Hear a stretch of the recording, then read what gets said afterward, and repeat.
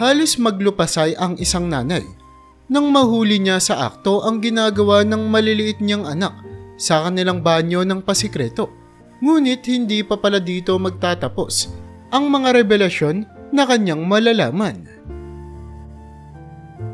Lumaki ang babaeng si Emily sa isang napakahirap na komunidad na kung saan kahit gaanong kumayod ang kanyang mga magulang ay tila ba hindi sumasapat ang kinikita ng mga ito para mabuhay ang 10 miyembro ng kanilang pamilya. 8 kasi silang magkakapatid. Ang kinabubuhay lamang ng nanay ni Emily ay paglalabandera, habang ang tatay niya naman ay isang factory worker, na kung saan ay kulang na kulang talaga ang kinikita nila para mapakain ang 10 mga bunganga sa kanilang pamilya. Kaya naman, hindi naging pantay-pantay ang oportunidad sa kanilang magkakapatid, kung saan 3 nga lang sa kanila ang nakakapag-aral, habang ang mga panganay naman na anak ay nagtatrabaho na para may taguyod ang pangangailangan nila sa araw-araw. Naging isang masakit at mahirap na karanasan ito para kay Emily, na kung saan ay nagsumikap talaga siya para makapagtapos ng pag-aaral. Napakaraming mga bagay ang tiniis ng batang si Emily, mula sa gutom, kawalan ng kuryente, at maging maayos na matutulugan nga. Wala din siyang mga uniforme na pwede niyang masuot sa kanilang paaralan. Ngunit bata pa man siya ay naniniwala na siya na kapag nagsumikap ka at hindi ka tumigil sa pagtupad ng iyong pangarap, darating ang araw na masusuklian rin ang lahat ng mga pinaghirapan mo. Bilang bunso nga sa magkakapatid si Emily, kahit papaano ay hindi niya kinikilangang magtrabaho para makapag-aral dahil mahal siya ng kanyang mga nakatatandang kapatid na hindi nga nila hinahayaan si Emily na magaya sa kanilang naging sitwasyon na hindi na nakapagtapos ng pag-aaral para lamang magtrabaho sa murang edad. Ikaw, Emily, habang malalakas kami ng mga kuya mo, hindi mo kailangang problemahin yung mga kailangan mo sa school. Gagawan natin yan ng paraan kahit anong mangyari. Basta makita lang namin na nagsusumikap ka at meron kang matataas na grado. Hindi mo na kailangang problemahin pa yung magiging gastos mo sa paaralan. Bukod pa dun, alam naman namin na matalino kang bata. Pagdating ng kolehiyo, siguradong makakapasok ka sa mga scholarship. Tiwala kami sa'yo. Ito ang laging binabanggit ng kuya ni Emily sa kanya na si Lawrence. Na noong mga pagkakataon na ito ay nagtatrabaho bilang isang basurero. Malungkot man si Emily dahil nagsusumikap at nagsasakripisyo ang mga nakatatandang kapatid niya para lamang mapag-aral sila. Ngunit inisip niya na lamang na babawi siya kung sakali mang dumating ang panahon na gumanda na ang kanyang buhay. Ito nga ang naging motibasyon ng batang si Emily na kanyang dadalhin hanggang sa kanyang pagtanda. Ang kasipagan kasi ni Emily ay makikita noong nag-aaral pa lamang siya sa kolehiyo na halos hindi na nga siya matulog kare-review ng kanyang mga lesson, lalo na kapag sumasapit na ang araw ng kanilang pagsusulit, hanggang sa tuluyan na nga siyang makagraduate sa kolehiyo. Pero hindi pa rin napatinag si Emily sa kanyang kasipagan, na halos kinakalimutan niya na nga ang kanyang sarili para lamang mapromote siya sa kanyang trabaho sa kumpanyang kanyang pinasukan. Hindi rin naman napunta sa wala ang pagsisipag at pagsusumikap ni Emily sa buhay. Makalipas lamang kasi ng 3 taon na pagpasok niya sa kumpanyang tumanggap sa kanya pagka-graduate niya ng kolehiyo, tuluyan din siyang na-promote sa isang posisyon na talaga namang may mas mataas na sahod. Sa wakas ay nagkaroon na rin ng pagkakataon si Emily na makabawi sa kanyang mga magulang at mga kapatid na nagsumikap para lamang mas maging magaan ang kanyang pag-aaral at paghahanap ng trabaho. Una siyang bumawi sa kanyang mga magulang at binigyan sila ng maalwang buhay na kung saan ay sinasagot na nga ni Emily ang pang-araw-araw na pangangailangan ng mga ito, hanggang sa pangangailangan din ng mga nakatatanda niyang mga kapatid na ngayon nga ay may kanya-kanya naman ng mga pamilya. Emily, hindi mo naman na kailangang gawin to sa amin. May mga pamilya na kami. Yung ginawa namin sa'yo, pagmamahal yun bilang mga kuya mo. Ayaw lang naman namin na maranasan mo yung naranasan namin. Kaya okay lang. Bumawi ka na lang kila mama. Okay na kami. Ito ang laging pinapaalala ng mga kuya ni Emily sa kanya sa tuwing inaabutan sila ni Emily ng tulong at pinansyal na suporta. Kuya naman, Alam mo naman na kaya ako nagsumikap ng mabuti para kahit papaano ay makatulong ako sa inyo kahit may pamilya na kayo. Hindi ko malilimutan yung kabutihang pinakita nyo sa akin yung nag-aaral pa ako. Halos hindi nyo nga ako paghugasin ng pinggan nun para lang makapag-focus ako sa pag-aaral ko at pagtatrabaho.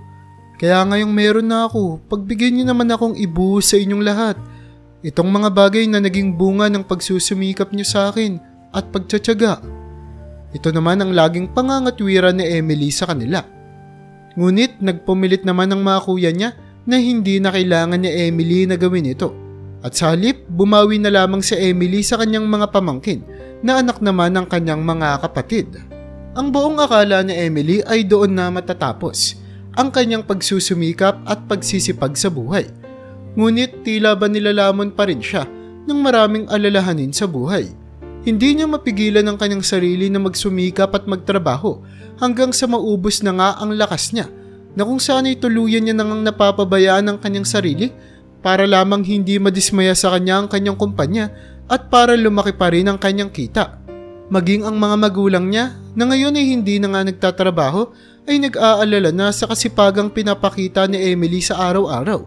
Pakiramdam nila ay sumasobra na ang kanilang anak at kinikailangan na nito kahit papaano ng pahinga. Kaya hindi naman nila nalilimutan na paalalahanan ng kanilang anak na si Emily. Kaya naman naisipan nila na bisitahin ito sa apartment na tinitirhan niya upang masinsinang makausap. Pasensya ka na anak at kinikailangan pa naming pumunta dito. Pero dederechahin ka na namin ng nanay mo. Wika ng tatay ni Emily pagkapasok pa lamang nito sa apartment. Napatigil naman si Emily sa sinabi ng tatay niya. Bakit tay? May problema po ba? May sakit po ba kayo?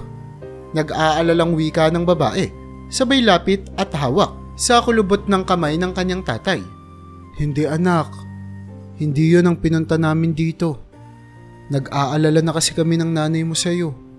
Puro ka na lang trabaho. Lagi na lang trabaho ang inaatupag mo sa araw-araw. Ni hindi ka pa nga namin makitang magliw-aliw man lang o kaya mag-relax kahit 1 o 2 araw lang sa trabaho mo. Para bang lagi kang may hinahabol na deadline na para bang nagmamadali yung mundo sa'yo.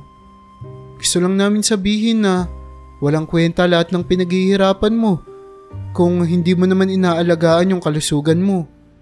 Hindi ka na nga nagkaroon pa ng pagkakataon na makahanap ng mapapangasawa mo. Hindi naman sa pinipressure ka namin nak, pero malapit nang mawala sa kalendaryo yung edad mo. Pero hanggang ngayon hindi ka man lang nagkakaroon ng boyfriend. Gusto lang naman namin sabihin na nakakalungkot kayang tumandang mag-isa. Kaya sana alalahanin mo rin yung kalusugan at kaisipan mo. Sana totoong masaya ka talaga sa mga ginagawa mo. Naiintindihan naman namin na lumaki ka sa hirap at gusto mo lang talagang makabawi sa buhay. Pero wag mo sanang ipagpalit ang sarili mong kaligayahan para dun. Ang mga salitang ito ng tatay niya ay talaga namang tumago sa puso ng babaeng si Emily. Marami siyang napagtanto sa buhay. Talaga namang wala na nga siyang pagkakataon pa para makahanap ng mapapangasawa dahil talagang puro trabaho na lamang ang kanyang inaatupag. Kaya matapos ang kanilang naging pag-uusap, nagkaroon ng matinding pag-iisip si Emily sa kung ano nga ba ang gusto niyang gawin sa buhay. Mabilis na kasing tumatakbo ang panahon. Marami ng mga bagay ang hindi siya nagagawa. Hanggang kailan nga ba siya magtatrabaho? At hanggang kailan siya magtitiis para lamang makuha ang lahat ng mga material na bagay? Kailan siya makokontento? Sinubukan alisin ni Emily kahit 1 linggo man lang ang pagtatrabaho sa kanyang utak. Ngayon ay nag-focus na siya sa kung sino mang pwedeng lalaki na kanyang maging kasintahan. Pero talaga namang mahirap pala itong gawin at madali lang itong sabihin. Napakaraming mga lalaki ang nakilala ni Emily sa dating app na sinubukan niya. Ngunit pare-pareha lamang ang gusto ng mga ito. Isang saglitang kasiyahan. Malayong malayo sa gusto ni Emily na panghabang buhay na pagmamahalan.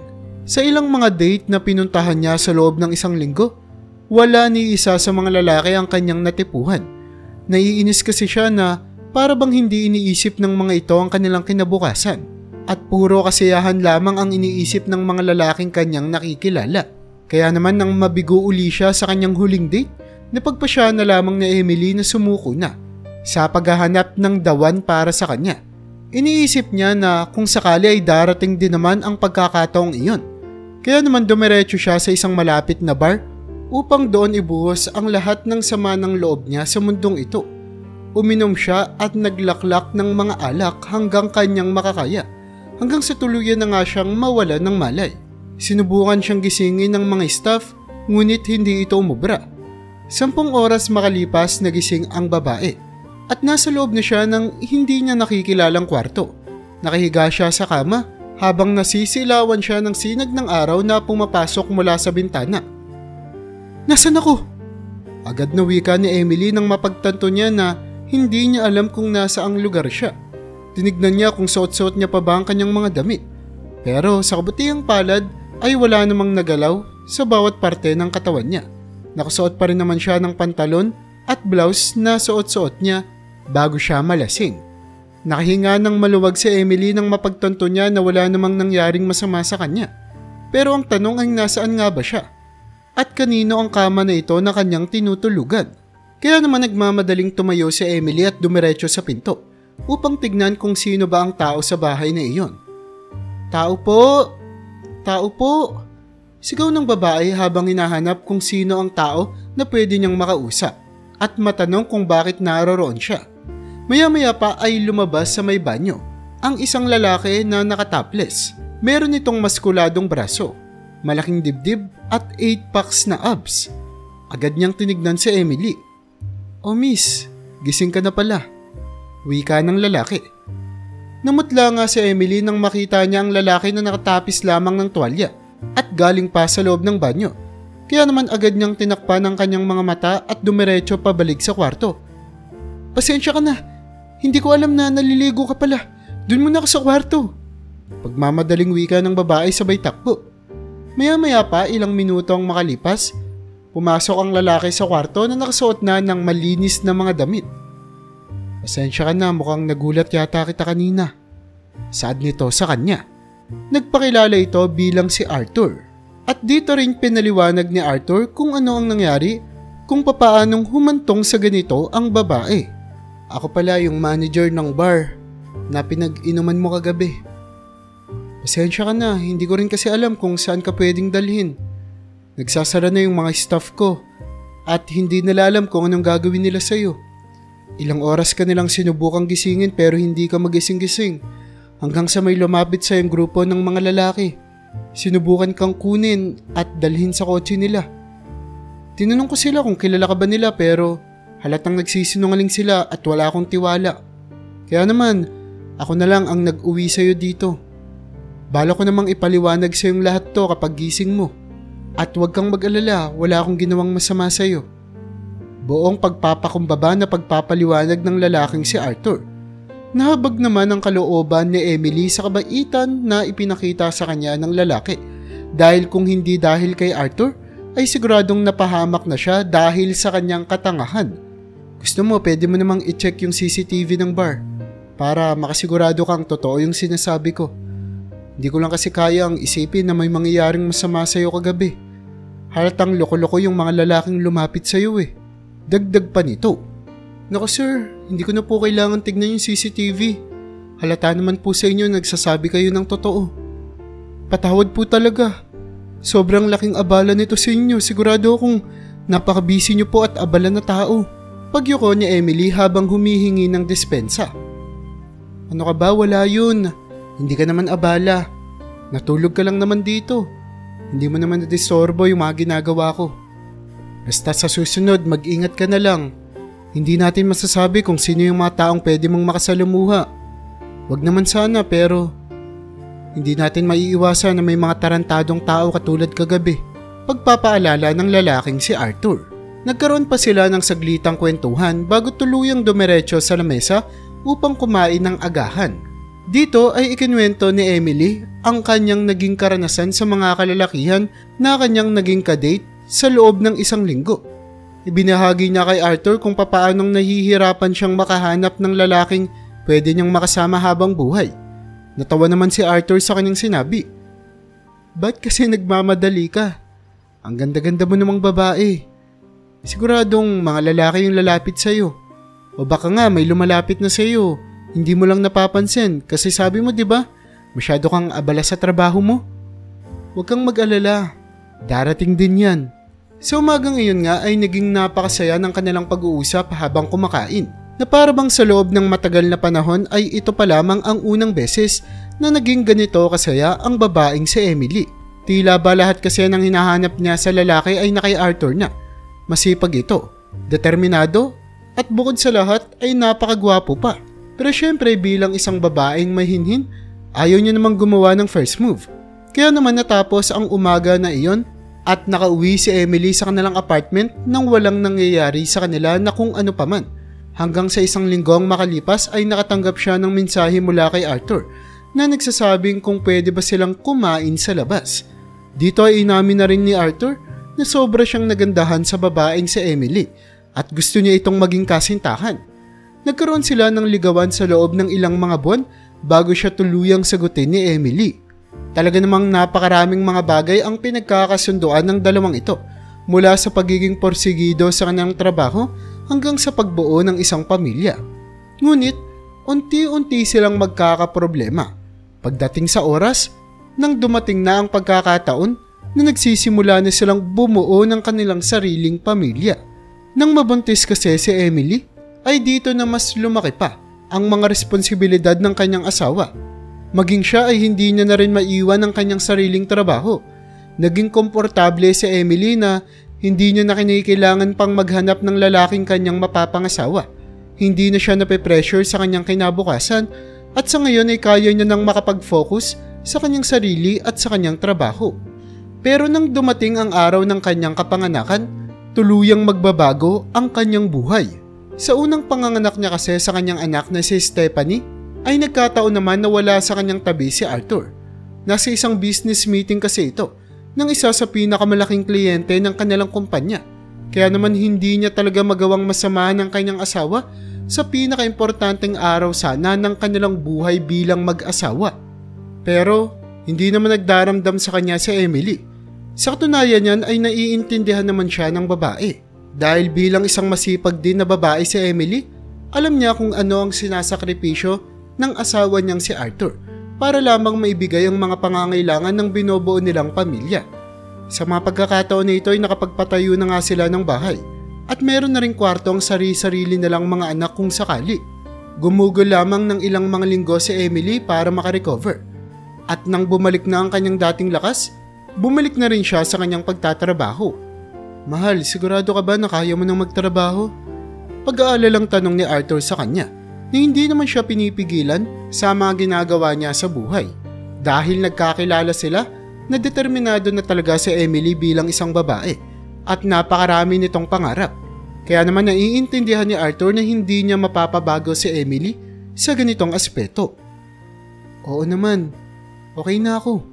2 linggo na akong nakatenga lang sa bahay. Nangangati na yung mga kamay kong magtrabaho. Kumuha na lang muna tayo ng pwede nating maging katulong para magbantay sa anak nating si Stephanie.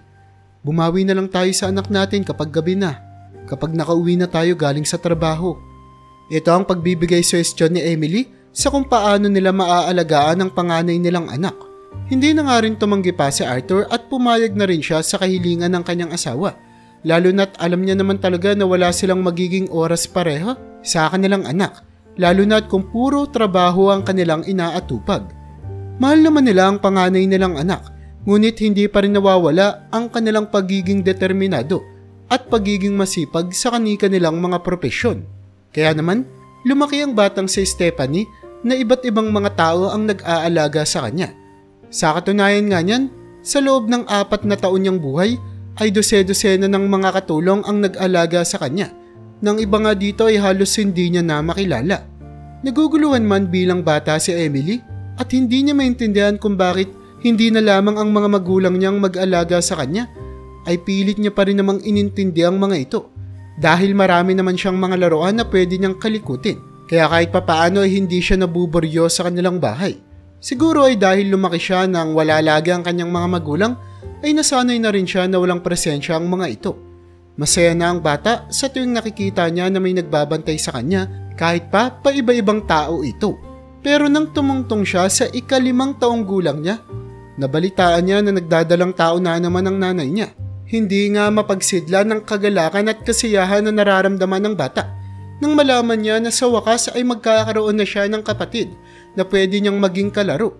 Ipinangako niya sa kanyang sarili na aalagaan at babantayan niya ang kanyang kapatid. Ayaw niyang maranasan ito, ang mga naranasan niya habang siya ay lumalaki. Dahil na rin sa kakulangan ng oras, hindi naging malapit si Emily sa kanyang mga magulang. Samantala, wala pa rin namang kamalay-malay ang mga magulang niya na may unti-unti na palang nabubuong sama ng loob ang bata sa kanila. Dahil para kay Arthur at Emily, sapat na naibibigay nila ng sobra ang lahat ng mga pangangailangan ng bata. Ngunit ang hindi nila alam ay ang atensyon, pag-aalaga at pagmamahal nila ang tunay na kailangan ng lumalaki nilang anak na si Stephanie. 9 na buwan ang makalipas, muli na namang nanganak si Emily. At katulad ng ginawa niya kay Stephanie, matapos niyang manganak ay bumalik na naman siya sa trabaho nang tuluyan ng makarecover at makabalik ang lakas ng katawan niya. Pero ang hindi nila alam na ang batang si Kevin, na pangalawa nilang anak, ay magkakaroon pala ng malaking problema pagdating sa hinaharap. Naging kampante na naman kasi ang mag-asawa na si Arthur at Emily dahil ngayong malaki na si Stephanie, meron na talagang mangangalaga at titingin sa batang si Kevin. At bukod pa ron ay dinagdagan pa nila ang katulong na pwedeng mag-alaga sa kanilang mga anak. Pero dahil nga nagkakaisip na si Stephanie, ay napapatanong na siya sa kanyang mga katulong at mga yaya na tumatayong magulang niya. Bakit po ba laging walang oras sa amin si mama at saka si papa? Ayaw po ba nila sa amin? Bakit po kayong pinagbabantay nila? Hindi naman po kayo yung mga magulang namin. Hindi naman po kayo yung nag-iri sa amin, di ba? Curious na tanong ng bata sa katulong niya na si Ginang Camille. Sinubukan naman ng katulong na ipaliwanag sa pinakamababaw na paraan ang mga katanungan ng bata. Ngunit hindi pa rin maintindihan ni Stephanie kung bakit ayaw ng mga magulang niya na bigyan lamang sila ng oras kahit na saglit man lang. Kasi po, yaya, lumalaki na po kami. Hindi man lang po nila nakikita yung mga achievement po namin sa school. Yung mga nagagawa po ng kapatid kong si Kevin. Marunong na nga po siyang magsalita eh. Biruin niyo po, kayo pa unang nakarinig ng mga unang salita niya kaysa po yung mga magulang ko. Dahil nga walang matanggap na kasagutan ng bata, pinagsantabi niya na lang muna ang kanyang nararamdaman para na rin sa kapakanan ng kanyang kapatid na si Kevin. Patuloy pang lumipas ang panahon. Hindi pa rin nagbabago ang pakikitungo ni Emily at ng lalaking si Arthur sa kanilang mga anak. Lagi pa rin silang walang oras dito hanggang sa tuluyan na nga nilang napabayaan ang kapakanan ng mga ito. Pumapasok na ngayon sa eskwelahan si Stephanie. Kaya naman maraming mga oras na naiiwan lamang ng mag-isa ang kapatid niyang si Kevin sa kanilang bahay. Nakakulong sa kwarto at naglalaro ng kanyang mga laruan. Hanggang sa isang araw, umuwi si Emily mula sa paaralan at naabutan niya ang kanyang kapatid na matamlay at namumutla. Agad niyang hinawakan ito. Uy Kevin, okay ka lang ba? Anong nangyari sa'yo? Ngunit hindi sumasagot ang kanyang kapatid. Kaya naman agad niyang tinawag ang kanilang mga katulong upang pakainin ang kanyang kapatid at manumbalik ang lakas nito. Sobrang nakokonsensya si Stephanie na dahil sa kanya ay nagkakaganoon si Kevin. Dahil wala na siyang oras dito lalo na't kailangan niyang pumasok sa paaralan. Kung pwede lang sanang hindi na siya mag-aral para buong oras niyang mabantayan si Kevin. Dahil alam niyang napakabata pa nito para iwan na lamang ng mag-isa. Noong mapagkakataon kasing ito ay nasa 3 taong gulang pa lamang si Kevin.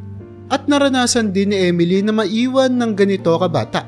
Alam niya kung gaanong nakalulungkot ang bagay na iyon. Agad namang pinakain ng mga katulong nila si Kevin at maya-maya pa ay nanumbalik naman ang lakas nito. Ngunit ang pamumula ng mga mata ng bata at ang pamumutla ng kanyang balat ay hindi nawala. Pinagsawalang bahala na lang muna ni Stephanie ang pag-aalalang nararamdaman niya sa mas nakababata niyang kapatid at balak niyang sabihin na lamang sana ito sa kanyang magulang kapag nakauwi na sila sa araw na iyon. Halos hindi na nga matulog ng buong gabi si Stephanie. Kakahintay na umuwi ang kanyang mga magulang galing sa trabaho. Nasa tabi niya lamang ang namumutla niyang kapatid na si Kevin. Ngunit sa gabing iyon ay hindi nakauwi ang kanyang mga magulang. Sa halip ay nag-text lang ang mga ito sa katulong nila na kinabukasan na sila ng umaga makakauwi dahil nagkaroon ng mga problema sa kanilang mga trabaho. Binilinan na lamang nila ang kanilang mga katulong, napakainin ng mga bata at patulugin na ng maaga. Dito na sobrang sumama ang kalooban ni Stephanie. Hindi ba sila nag-aalala na baka may nangyari ng masama sa amin? May sakit yung kapatid ko pero kahit na gano'n ay wala pa rin sila dito. Ano bang pwede namin gawin ng kapatid ko para mahalin man lang nila kami? Hindi naman namin gustong ipanganak sa mundong to.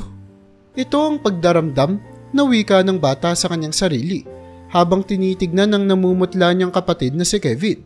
Sinubukan niyang matulog ngunit hindi niya pa rin mawaglit sa kanyang isipan ang nararamdamang sakit ni Kevin. Inumaga na nga si Stephanie, kakaalaga at kababantay kay Kevin na lalo lamang lumalala ang kalagayan. Hanggang sa pagdating ng alas 7 ng umaga, nagreklamo si Kevin sa pananakit ng kanyang tiyan. Kaya naman inalalayan siya ng kanyang ate na wala pang tulog papunta sa banyo. Sa pagkakataong ito ay saktong nakauwi naman na ang kanilang mga magulang. Yaya, nasan sila Stephanie at Kevin? Wala sila sa kwarto nila. Tanong agad ni Emily nang mapansin niya na wala ang mga anak niya sa kanilang mga kwarto. Ay madam, pumunta po yata sa banyo. Sagot naman ng katulong nila. Kaya naman dumiretso na muna si Emily sa banyo para na rin makapaghilamos at makita niya kung kumusta na ba ang ginagawa ng kanyang mga anak. Masyadong naging mahaba ang araw nila kaya naman gusto niya na rin magpahinga. Pero ang bumungad sa kanya ay isang nakakapangilabot na eksena. Nakita niya na tinutulungan ni Stephanie ang kapatid niya na si Kevin habang sumusuka ito ng dugo sa banyo. Halos mag-hysterical si Emily sa kanyang nakita. Hindi niya alam kung ano ang kanyang gagawin. Napakaraming dugo ang sinusuka ng anak niyang si Kevin. Kaya naman agad siyang tumawag ng ambulansya. Habang durog na durog naman ang puso niya nang makitang kung papaanong umiiyak ang panganay niyang anak na si Stephanie habang inaalalayan ang kapatid niyang si Kevin. Bakit ngayon lang po kayong dumating? Buong gabi pong naghihirap si Kevin. Wika ni Stephanie habang umiiyak. Agad naman siyang niyakap ni Emily at nanghingi ng tawad. Agad nilang dineretso sa ospital si Kevin at doon ay napag-alaman nila na meron itong terminal cancer. Na sa sobrang lala nga nito ay hindi na nga inabisuhan pa ng mga doktor na gamutin ng bata dahil mahihirapan lamang ang katawan niya. Kundi ay tinaningan na lamang nila ang buhay ni Kevin. Binigyan nila ng oras ang mga kapamilya ng bata para makasama pa ito. Kahit sa huling pagkakataon. Sobrang pinagsakluban ng langit at lupang mag-asawang si Arthur at Emily. Hindi sila makapaniwala na ganito na pala kalala ang kondisyon ng bunso nilang anak. Nagsisisi sila sa mga pagkakataon na hindi man lang nila nakasama si Kevin. Halos hindi nga nila ito makitang lumalaki dahil sa pagkaabala nila sa trabaho. Nasermonan na nga din si Emily ng tatay niya. Emily, baka nakakalimutan mo kung paano ka namin pinalaki. Alam mo kung paanong nagbigay kami ng oras sa inyong magkakapatid kahit na naghihirap tayo noon. Sobrang dismayado ako sa ginawa mo kay Kevin. E di sana dapat kami na lang yung nag-alaga sa kanya. Pati yung anak mong si Stephanie. Sobrang natutroma sa mga nangyayari ngayon. Ngayon na napakarami mo ng pera. Nasa iyo na lahat ng mga material na bagay sa mundong to. Pero tignan mo kung sinong mawawala sa iyo. Ang nag-iisang anak mong lalaki. Tignan natin kung papaano ka mapapaligaya ng mga material na bagay na nakuha mo. Sobrang dinibdib ni Emily ang sinabing ito ng tatay niya at ginusto nilang mag-asawa nang makabawi man lang kay Stephanie. Tumigil na sa pagtatrabaho ang babaeng si Emily para makapag-focus sa kanyang anak. Ngunit masyado nang malaki ang sakit at traumang naranasan ng batang si Stephanie. Hindi na nawala ang galit niya lalo pa at nung namatay si Kevin dahil sa isang sakit na nagawa sanang maagapan kung totoong inalagaan at minahal lang sila ng kanilang mga magulang. Naging kaswal lamang ang pakikitungo niya sa mga magulang niya hanggang sa makagraduate siya sa kolehiyo at tuluyan na rin siyang bumukod. Masama man ang loob niya sa kanila dahil nawala ang kanyang kapatid na itunuring niya ring matalik na kaibigan. Ngunit sa uli ay natuto pa rin naman siyang magpatawad. Pero hindi niya na may pangako pa sa kanyang mga magulang na may babalik niya ang pagmamahal na gusto nilang maranasan. Ngayon na may sarili na siyang kakayanan ay gumawa siya ng foundation para sa mga kabataan na nagkaroon ng cancer katulad ng kapatid niyang si Kevin, na kung saan binuhos niya dito ang lahat ng mga oras at atensyon niya, maging ang sarili niyang pera para matulungan ng mga batang ito na hindi na maranasan pa kung ano ang naranasang paghihirap ng kapatid niyang si Kevin. Kaya naman kung nagustuhan mo ang istorya natin ngayon ay huwag mo namang kalimutang mag-like. Pindutin mo na rin ang subscribe button para makagawa pa tayo ng ganito kagagandang mga istorya sa susunod pang mga araw.